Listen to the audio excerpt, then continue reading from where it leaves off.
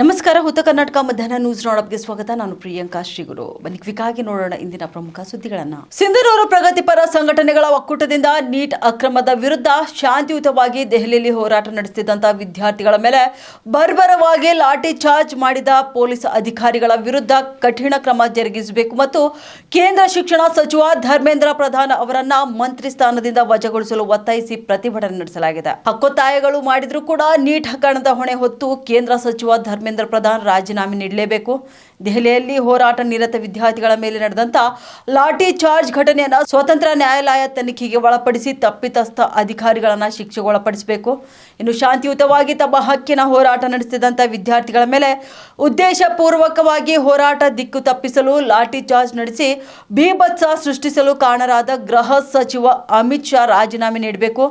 NTA neat ರದ್ದುಗೊಳಿಸಿ ರಾಜ್ಯ ಸರ್ಕಾರಗಳಿಗೆ ಅರ್ಹತಾ ಪರೀಕ್ಷೆಗಳನ್ನು ನಡೆಸಲು ಅಧಿಕಾರ ನೀಡಿ ವೈದ್ಯಕೀಯ, ಇಂಜಿನಿಯರಿಂಗ್ ಮತ್ತಿತರ ಅರ್ಹತಾ ಪರೀಕ್ಷೆಗಳನ್ನು ಪಾರದರ್ಶಕವಾಗಿ ನಡೆಸುವಂತೆ ಕ್ರಮ ಕೈಗೊಳ್ಳಬೇಕು. ನೀಟ್ ಹಗರಣದ ಅನ್ಯಾಯದಿಂದ ಮನನೊಂದು ಜೀವ ತೆತ್ತಂತಹ ವಿದ್ಯಾರ್ಥಿಗಳ ಕುಟುಂಬಗಳಿಗೆ ತಲಾ 1 ಕೋಟಿ ರೂಪಾಯಿ ಪರಿಹಾರ ನೀಡಬೇಕು. ಇನ್ನು ಪ್ರವೇಶ ಪರೀಕ್ಷೆಗಳು ಮತ್ತು ಉದ್ಯೋಗ ನೇಮಕಾತಿ ಪರೀಕ್ಷೆಗಳನ್ನು ನ್ಯಾಯಯುತ ಮತ್ತು ಪಾರದರ್ಶಕವಾಗಿ ನಡೆಸಬೇಕಾದಂತಹ ಶಿಕ್ಷಣದ ಖಾಸಗೀಕರಣ, ಕಾರ್ಪೊರೇಟೀಕರಣ ಮತ್ತು ಕೇಸರೀಕರಣವನ್ನು ತಡೆಗಟ್ಟಿ ಸಮಾನ ಶಿಕ್ಷಣವನ್ನು ಜಾರಿಗೊಳಿಸಬೇಕೆಂದು ಪ್ರತಿಭಟನೆ ಮಾಡಿ ಹಕ್ಕೊತ್ತಾಯ ಮಾಡಿದ್ರು. ಸಂಘಟನೆಗಳ ಗೆಳೆಯರೇ, ನೀವೆಲ್ಲ ದೆಹಲಿ ಹೋರಾಟವನ್ನ ಹೆಚ್ಚಿಗೆ 20ನೇ ತಾರೀಕಿನಿಂದ 20ನೇ ತಾರೀಕಿಗೆ ಆಗಲೇ 18 ದಿವಸ ಆಗಿತ್ತದು ದೆಹಲಿ ಹೋರಾಟ. ನೀವೆಲ್ಲ ಟಿವಿಯಲ್ಲಿ ನೋಡಿರ್ತೀರಿ, ಮೊಬೈಲ್ನಲ್ಲಿ ನೋಡಿರ್ತೀರಿ. ಮುಗಿದ ನಂತರ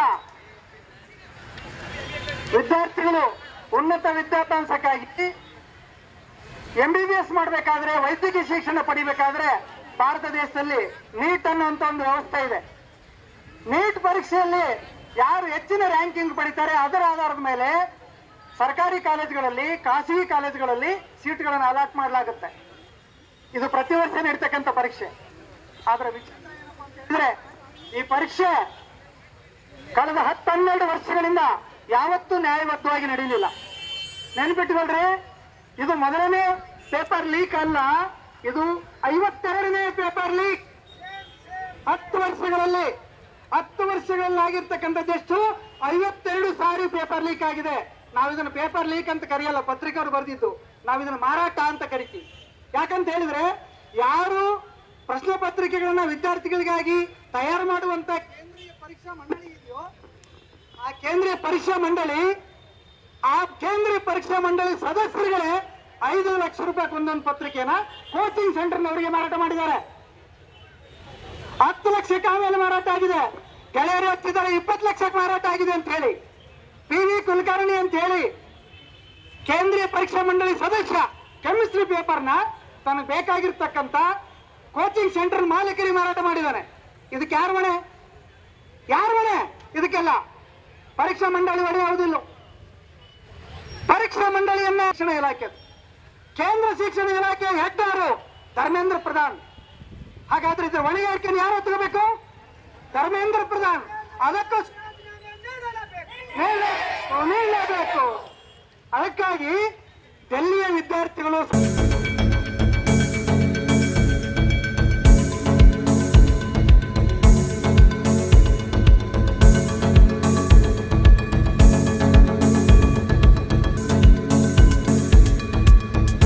ಬೀದರ್ ಜಿಲ್ಲೆಯ ಬಸವಕಲ್ಯಾಣ ನಗರದ ಅಂಬೇಡ್ಕರ್ ವೃತ್ತದಲ್ಲಿ ನೀಟ್ ಪರೀಕ್ಷೆಯಲ್ಲಿ ನಡೆದಂತಹ ಪ್ರಶ್ನೆ ಪತ್ರಿಕೆ ಸೋರಿಕೆ ಹಾಗೂ ವಿದ್ಯಾರ್ಥಿಗಳ ಭವಿಷ್ಯದೊಂದಿಗೆ ನಡೆಯುತ್ತಿರುವಂತಹ ಅನ್ಯಾಯವನ್ನು ಖಂಡಿಸಿ ಇಲ್ಲಿನ ವಿದ್ಯಾರ್ಥಿ ಮುಖಂಡ ಅರುಣ್ ಗಾಯಕ್ವಾಡ್ ಅವರ ನೇತೃತ್ವದಲ್ಲಿ ಬೃಹತ್ ಪ್ರತಿಭಟನೆಯನ್ನ ನಡೆಸಲಾಯಿತು. ಪ್ರತಿಭಟನೆಯಲ್ಲಿ 100 ವಿದ್ಯಾರ್ಥಿಗಳು ಭಾಗಿಯಾಗಿದ್ದರು. ಧರ್ಮೇಂದ್ರ ಪ್ರಧಾನ್ ನರೇಂದ್ರ ಮೋದಿ, ಅಮಿತ್ ಶಾ ವಿರುದ್ಧ ಧಿಕ್ಕಾರ ಕೂಗಿದ್ದಾರೆ. ಧರ್ಮೇಂದ್ರ ಪ್ರಧಾನ್ ರಾಜೀನಾಮೆ ನೀಡಬೇಕು, ಕೂಡಲೇ ವಿದ್ಯಾರ್ಥಿಗಳ ಹಲ್ಲೆ ನಡೆಸಿದವರ ಮೇಲೆ ಕೂಡ ಸೂಕ್ತ ಕ್ರಮ ಕೈಗೊಳ್ಳಬೇಕು ಹಾಗೂ ಕೇಂದ್ರ ಸರ್ಕಾರ ಶಿಕ್ಷಣ ವ್ಯವಸ್ಥೆಯಲ್ಲಿರುವಂತಹ ಲೋಪದೋಷಗಳನ್ನು ಸರಿಪಡಿಸಿಕೊಳ್ಬೇಕು. ನೀಟ್ ಪ್ರಶ್ನೆ ಪತ್ರಿಕೆ ಸೋರಿಕೆಯಲ್ಲಿ ಭಾಗಿಯಾದ ಅಧಿಕಾರಿಗಳ ವಿರುದ್ಧ ಕಾನೂನು ಕ್ರಮ ಕೈಗೊಳ್ಳಬೇಕು. ದೇಶದಲ್ಲಿ ರಾಷ್ಟ್ರಪತಿ ಆಳ್ವಿಕೆ ಶುರುವಾಗಬೇಕು ಎಂದು ಆಗ್ರಹಿಸಿದ್ದಾರೆ.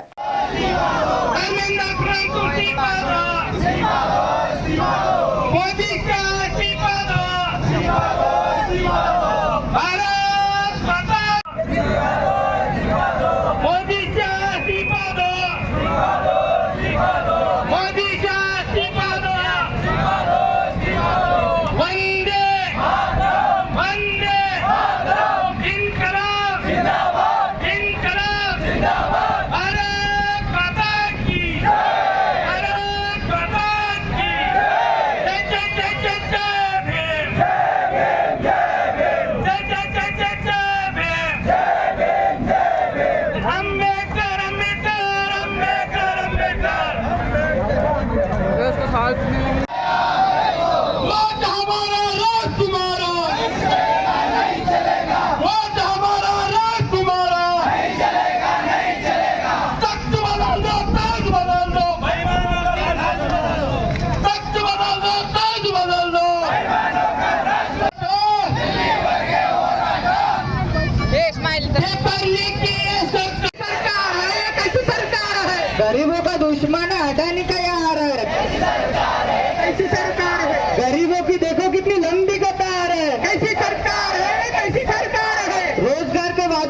कौन जिम्मेदार है? कैसी सरकार है? कैसी सरकार है?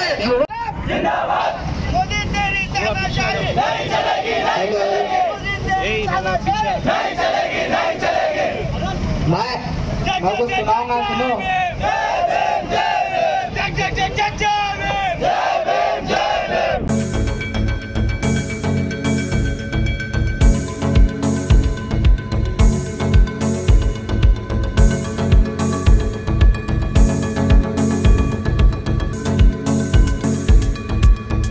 ಬೀದರ್ ಜಿಲ್ಲೆಯ ಬಸವಕಲ್ಯಾಣ ತಾಲೂಕಿನ ಯರಬಗ್ನ ನೀಲಗಂಗಾ ಆಯುರ್ವೇದಿಕ್ ಮೆಡಿಕಲ್ ಕಾಲೇಜಿನ ಆವರಣದಲ್ಲಿ ಜುಲೈ 25ರಂದು ಅಕ್ಕಪಡೆಯ ಜಾಗೃತಿ ಅಭಿಯಾನಕ್ಕೆ ಚಾಲನೆ ನೀಡಲಾಗುತ್ತಿದೆ.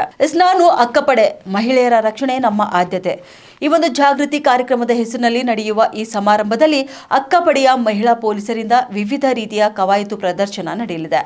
ಬೀದರ್ ಜಿಲ್ಲಾ ಪೊಲೀಸ್ ಹಾಗೂ Karnataka rural and urban development society Bidar ಮತ್ತು ನೀಲಗಂಗಾ ಶಿಕ್ಷಣ ಸಂಸ್ಥೆ ಬೆಂಗಳೂರು ಆಶ್ರಯದಲ್ಲಿ ಕಾರ್ಯಕ್ರಮ ಆಯೋಜಿಸಲಾಗಿದೆ ಎಂದು ಶಿಕ್ಷಣ ಸಂಸ್ಥೆ ಕಾರ್ಯದರ್ಶಿ ಡಾಕ್ಟರ್ ಶಂಕರಗೌಡ ಹಾಗೂ ಸೊಸೈಟಿ ಕಾರ್ಯದರ್ಶಿ ಶಿವು ಮಠಪತಿ ಜಂಟಿಯಾಗಿ ತಿಳಿಸಿದ್ದಾರೆ. ಸಾರ್ವಜನಿಕ ಸ್ಥಳಗಳು, ಶಾಲಾ ಕಾಲೇಜುಗಳು, ವಸತಿ ನಿಲಯಗಳು, ಮಾಲ್ಗಳು, ಚಿತ್ರಮಂದಿರಗಳು, ಜಾತ್ರೆಗಳು ಹಾಗೂ ಸಮಾವೇಶಗಳ ಸ್ಥಳಗಳಲ್ಲಿ ಪುಂಡ ಪೋಖರಿಗಳ ಹಾವಳಿ ಹೆಚ್ಚುತ್ತಿರುವಂತಹ ಹಿನ್ನೆಲೆಯಲ್ಲಿ ಅಕ್ಕಪಡೆ ಗಸ್ತು ತಿರುಗಲಿದ್ದು ಮಹಿಳೆಯರ ಮೇಲಿನ ದೌರ್ಜನ್ಯ, ಅತ್ಯಾಚಾರ ಹಾಗೂ ಕಿರುಕುಳ ನಡೆದರೆ ತಕ್ಷಣ ನೆರವಿಗೆ ಧಾವಿಸಲಿದೆ ಎಂದು ಅವರು ಹೇಳಿದರು. ಇನ್ನು ಅಕ್ಕಪಡೆಯ ಕರ್ತವ್ಯಗಳು ಮತ್ತು ಕಾರ್ಯಚಟುವಟಿಕೆಗಳ ಕುರಿತು ಸಾರ್ವಜನಿಕರಲ್ಲಿ ಅರಿವು ಮೂಡಿಸಲು ಈ ಜಾಗೃತಿ ಕಾರ್ಯಕ್ರಮ ಹಮ್ಮಿಕೊಳ್ಳಲಾಗಿದೆ. ಹೀಗಾಗಿ ಸಾವಿರಾರು ಮಹಿಳೆಯರು ಕೂಡ ಭಾಗವಹಿಸುವ ನಿರೀಕ್ಷೆ ಇದೆ ಎಂದು ತಿಳಿಸಿದ್ದಾರೆ. ಇನ್ನು ಜುಲೈ 25ರಂದು ಬೆಳಗ್ಗೆ 11 ಗಂಟೆಗೆ ನಡೆಯುವ ಕಾರ್ಯಕ್ರಮವನ್ನು ಅಕ್ಕಪಡೆಯ ರಾಜ್ಯ ಸಂಯೋಜಕಿ ಶೈನಿ ಪ್ರದೀಪ್ ಗುಂಟೆ ಉದ್ಘಾಟನೆ ಮಾಡಲಿದ್ದಾರೆ ಎಂದು ತಿಳಿಸಿದ್ದಾರೆ.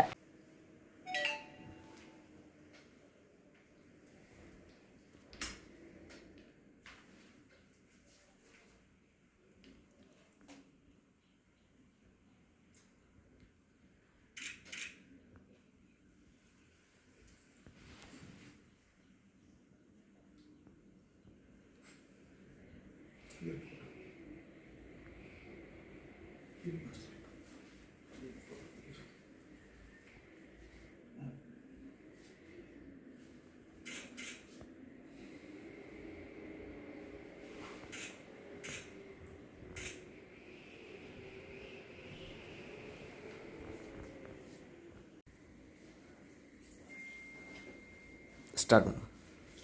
ಬೀದರ್ ಜಿಲ್ಲೆ police, Karnataka rural and urban development society Bidar ಹಾಗೂ ನೀಲಗಂಗಾ ಎಜುಕೇಷನ್ ಟ್ರಸ್ಟ್ ಬ್ಯಾಂಗ್ಳೂರು ಇವೆರಡು ಸಂಯೋಜನೆಯಲ್ಲಿ ಅಕ್ಕಪಡೆ ಅನ್ನೋ ಒಂದು ಕಾರ್ಯಕ್ರಮವನ್ನು ಅವೇರ್ನೆಸ್ ಪ್ರೋಗ್ರಾಮನ್ನು ನೀಲಗಂಗಾ ಆಯುರ್ವೇದಿಕ್ ಮೆಡಿಕಲ್ ಕಾಲೇಜ್ ಯರಬಾಗ್ನಲ್ಲಿ ಹಮ್ಮಿಕೊಂಡಿದ್ದೇವೆ.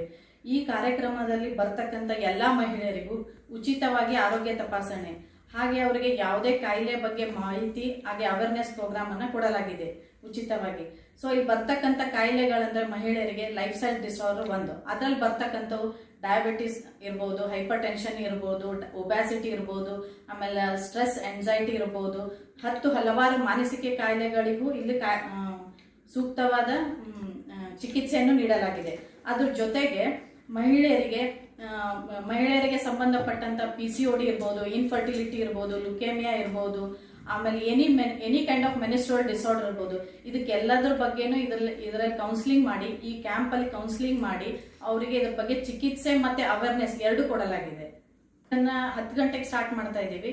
ಸೊ ಅರೌಂಡ್ 3000 ಹೆಣ್ಮಕ್ಳನ್ನ ರಿಸೀವ್ ಮಾಡ್ಕೊತಾ ಇದ್ದೀವಿ. ಅಲ್ಲಿ ಬರ್ತಕ್ಕಂಥ ಎಲ್ಲಾ ಮಹಿಳೆಯರಿಗೂ ಇದನ್ನ ಸೌಲಭ್ಯವನ್ನು ದೊರಕಿಸುತ್ತೇವೆ. Start ma'am.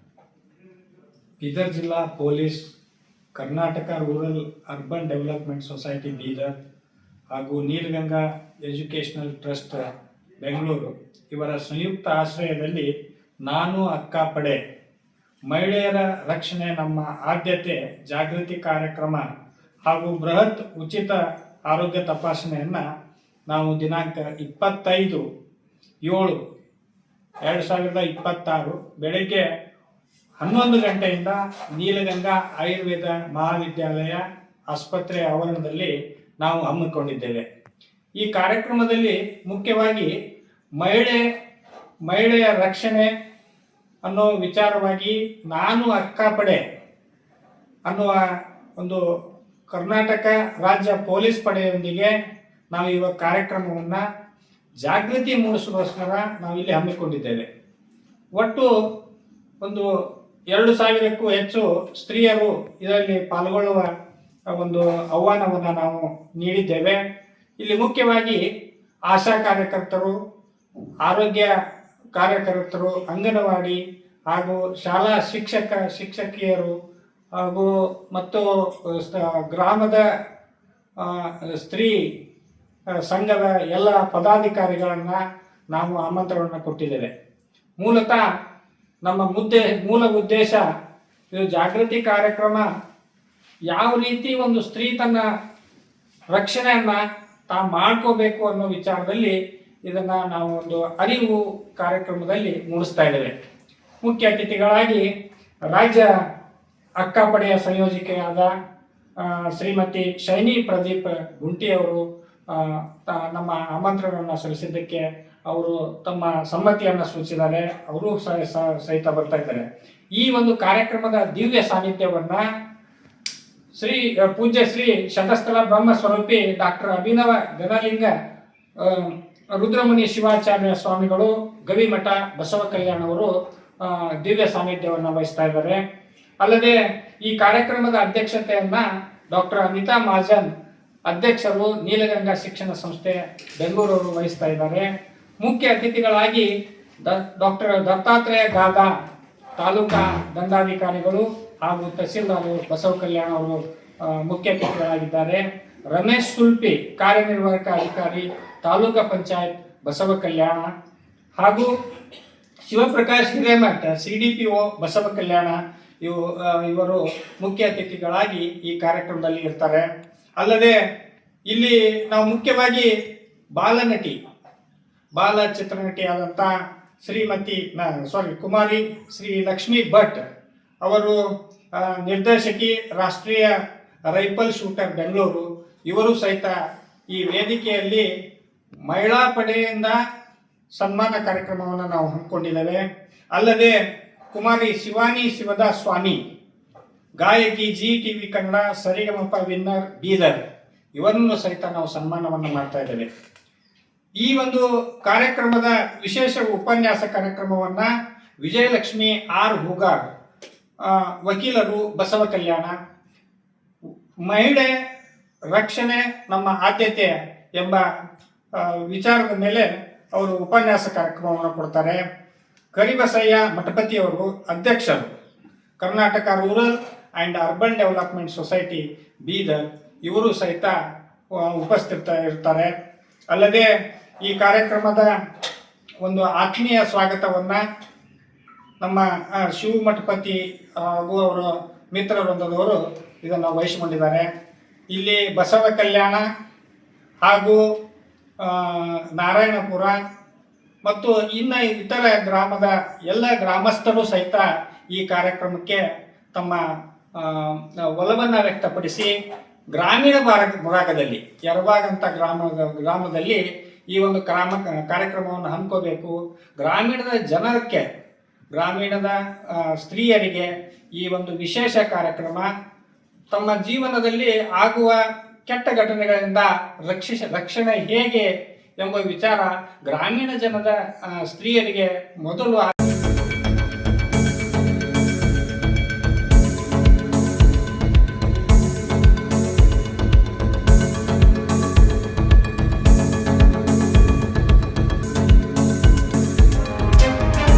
ನೀಟ್ ಪರೀಕ್ಷೆ ಮುಂದಿಟ್ಟು ಕಾಂಗ್ರೆಸ್ ಪ್ರತಿಭಟನೆ ಹಿನ್ನೆಲೆಯಲ್ಲಿ ಕಾಂಗ್ರೆಸ್ ವಿರುದ್ಧ ಕಲಬುರಗಿಯಲ್ಲಿ ಬಿಜೆಪಿ ಕಾರ್ಯಕರ್ತರು ಪ್ರತಿಭಟನೆಯನ್ನ ನಡೆಸಿದ್ದಾರೆ. ಕಲಬುರಗಿಯ SVP ವೃತ್ತದಿಂದ ಕಾಂಗ್ರೆಸ್ ಕಚೇರಿವರೆಗೆ ಪ್ರತಿಭಟನೆಯನ್ನ ನಡೆಸಿದ್ದಾರೆ. ಈ ವೇಳೆ ಮಾರ್ಗ ಮಧ್ಯದಲ್ಲೇ ಬಿಜೆಪಿ ಕಾರ್ಯಕರ್ತರನ್ನ ಬಂಧಿಸಿದ್ದಾರೆ ಪೊಲೀಸರು ಹಾಗೂ ಬಿಜೆಪಿ ಕಾರ್ಯಕರ್ತರ ನಡುವೆ ನೂಕಾಟ ತಳ್ಳಾಟವೇ ನಡೆದೋಗಿದೆ. ಮಾಜಿ ಶಾಸಕ ದತ್ತಾತ್ರೇಯ ಪಾಟೀಲ್, ಶಾಸಕ ಅವಿನಾಶ್ ಜಾಧವ್ ಸೇರಿ ಹಲವು ಬಿಜೆಪಿ ನಾಯಕರನ್ನ ಬಂಧಿಸಲಾಗಿದೆ. ಇವರನ್ನ ಬಂಧಿಸಿ ಪೊಲೀಸ್ ಜೀಪ್ ನಲ್ಲಿ ಕರೆದೊಯ್ದಿದ್ದಾರೆ ಪೊಲೀಸರು. ಇನ್ನು ಪೊಲೀಸ್ ಜೀಪ್ ಬಿಡದಂತೆ ಬಿಜೆಪಿ ಕಾರ್ಯಕರ್ತರ ಹೈ ಡ್ರಾಮಾ ನಡೆದೋಗಿದೆ.